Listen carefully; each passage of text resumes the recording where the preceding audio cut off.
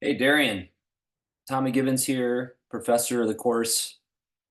Great to have you. And I was thinking of you yesterday, actually, as I saw the sign for Redlands. I was coming back from Big Bear, where I was for a couple days with my younger son. So yeah, you're not too far away. So maybe we'll get a chance to connect in person at some point this summer if you're able to make it out to Pasadena on a Friday. But anyway, I wanted to send you a reply video here this first week in response to what you've written in both of the discussion forums, which is excellent, by the way. So thanks for your good work and keep that up. It gives me a chance to say hello, obviously, but also some offer you some reaction to what you've written. I like what you have highlighted in the first forum from Keck as well as from just a, I think, kind of patient study of Habakkuk. But so often, Romans is kind of forced into a model of a contract between God and the human, as if Romans kind of prescribed the conditions that we have to meet in order for uh, us to get something that we need from God: justification, salvation, whatever. And by highlighting what you have from Keck, I think you're pointing to something crucial about Romans, and that is that it is not actually something that can fit into a model of bilateral contract arrangements, because it's about what God has done, what God has already done of God's own accord, as an expression of God's own faith, God's own trustworthiness. And so to read it as if it were sort of laying out conditions somehow that we have to meet, I think is to sort of miss the music of the entire letter. So I was really glad to see you're highlighting that. And then the way you kind of unpack that from Habakkuk, like the nod to Richard Hayes, because I agree, we want to take into account the larger kind of book of Habakkuk. In this case, it's not that long of a prophecy. And the way you've sort of framed the words that Paul quotes there in Habakkuk 2, I think is well done, because the situation of the prophet is one that looks to God for God to act on the basis of God's own promises to Israel, on who God is as just.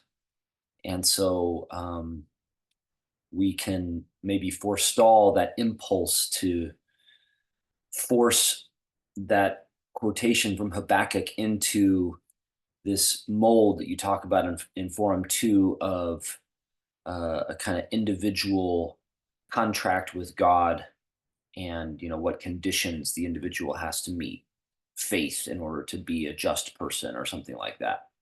I just don't think that's quite what Habakkuk is about. Instead, it is about the faith of God to address the crisis that Habakkuk is complaining to God about.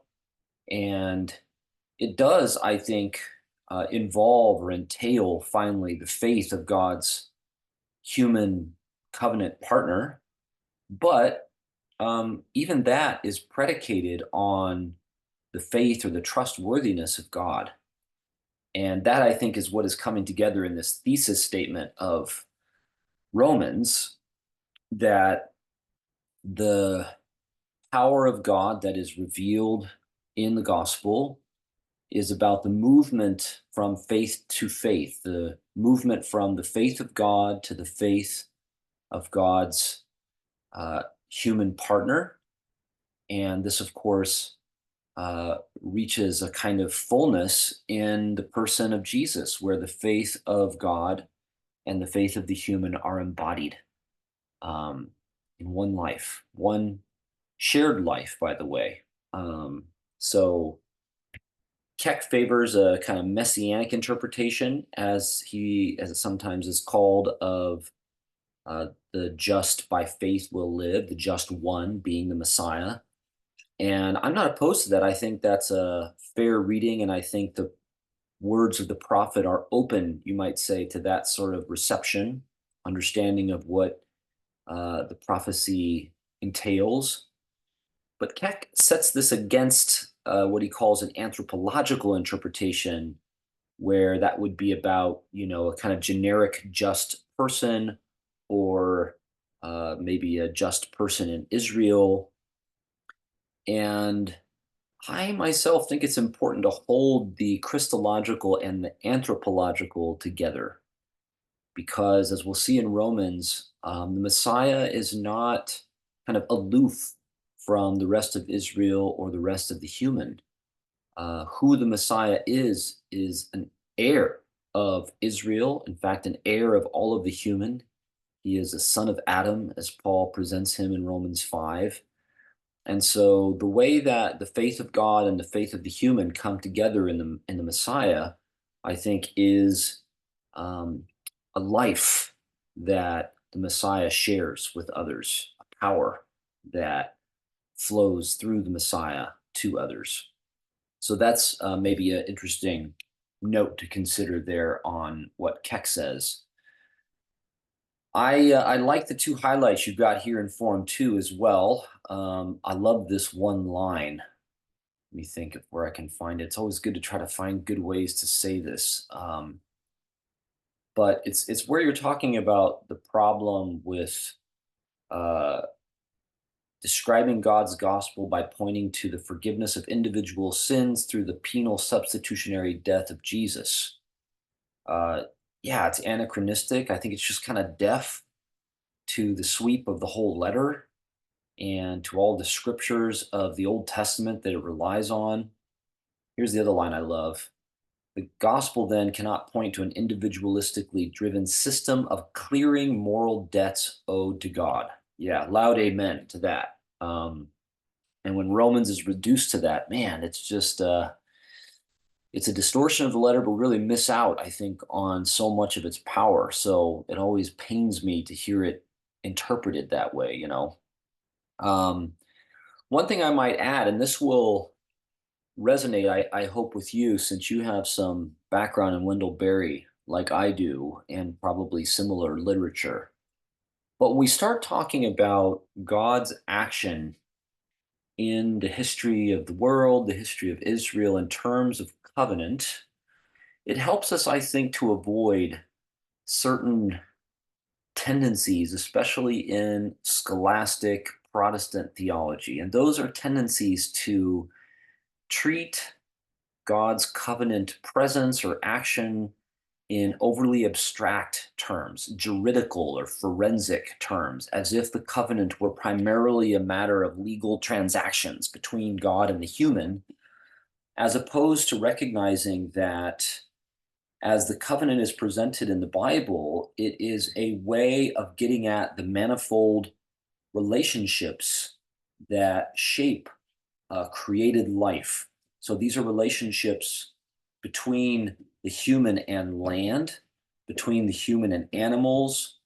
They're relationships among human beings as neighbors, as well as between the community of Israel and other peoples.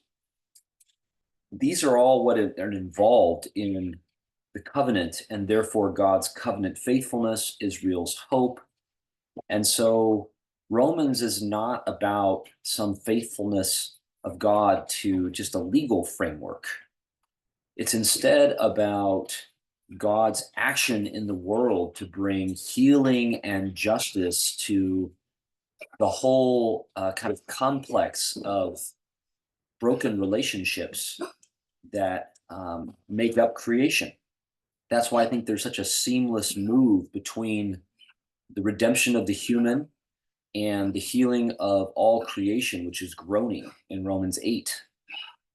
So anyway, just another way for us to try to um, avoid some of the tendencies that we have inherited in our tradition of turning Romans into a kind of account of abstract legal relations between God and the human or the world, and instead recognize that the covenant is about the whole drama of God in relation to creation.